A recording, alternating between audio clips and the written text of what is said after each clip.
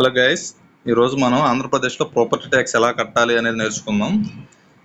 First మీ మొబైల్లో, ఫోన్లో కానీ, బ్రౌజర్లో కానీ, గూగుల్ క్రోమ్ కానీ, గూగుల్ సెర్చ్ కానీ ఓపెన్ చేయండి. ఓపెన్ చేసినాక కర్సర్ బార్లో CDMA అని టైప్ చేయండి. ఫస్ట్ది ఓపెన్ అవుతుంది, ఫస్ట్ లింక్, దాన్ని క్లిక్ చేయండి.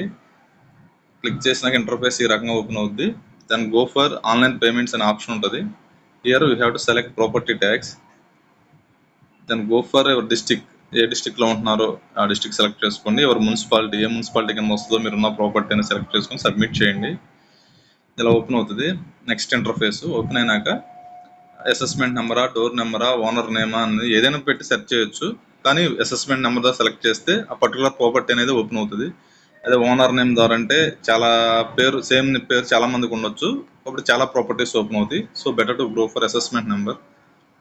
దెన్ సర్చ్ చేయగానే మన ప్రాపర్టీ ఎవరి పేరు మీద ఉంది ఏంటి అనేది మొత్తం ఓపెన్ అవుద్ది. అడ్రస్ ఎక్కడ, ఏ అడ్రస్లో ఉంది, ఇక్కడ రైట్ సైడ్ కార్నర్లో మనకు చూపిస్తుంది ఎంత పే చేయాలి ఏంటి అనేది. పే ట్యాక్స్ మీద క్లిక్ చేయండి మీరు ఆన్లైన్లో కట్టాలనుకుంటే. క్లిక్ చేసినాక ఇలా ఓపెన్ అవుతుంది ఇంటర్ఫేస్. దెన్ ఇక్కడ చూపిస్తుంది అన్నమాట ఎంత అమౌంట్ ఉంది మీరు కట్టాల్సిందని. ఈ బాక్స్ ఉంది కదా, ఈ బాక్స్లో మీరు కట్టాల్సిన అమౌంట్ అందులో టైప్ చేసి ఇక్కడ పేమెంట్ గేట్వే సెలెక్ట్ చేసుకుని టర్మ్స్ అండ్ కండిషన్స్ సెలెక్ట్ చేసుకుని, ఫర్ ఎగ్జాంపుల్ ఇక్కడ నేను ఒక ₹1 అని పెడతాను, ₹10 అని పెడతాను. పెట్టి పే ఆన్లైన్ అని కొట్టా.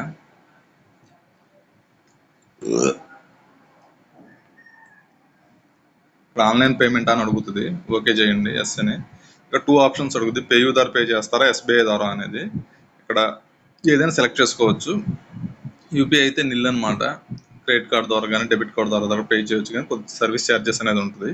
అది చూసుకుని సెలెక్ట్ చేసుకుని మనం పేయూవా, SBI ద్వారా సెలెక్ట్ చేసుకుని పే చేస్తే ఆటోమేటిక్గా మనకి కార్డ్ డీటెయిల్స్ కానీ యూపీఐ ఓపెన్ చేసి ఆ నోటిఫికేషన్స్ క్లియర్ చేస్తే మనం ఆటోమేటిక్ ప్రాపర్టీ ట్యాక్స్ పే అవుతుంది. ఆటోమేటిక్ రిసిప్ట్ కూడా జనరేట్ అవుతుంది అనమాట. ఆ రిసిప్ట్ మనం ఫ్యూచర్ రెఫరెన్స్ కోసం సేవ్ చేసుకోవచ్చు. ఇదన్నమాట గాయస్. ఈ వీడియో మీకు నచ్చితే సబ్స్క్రైబ్ చేయండి, షేర్ చేయండి. Thank you.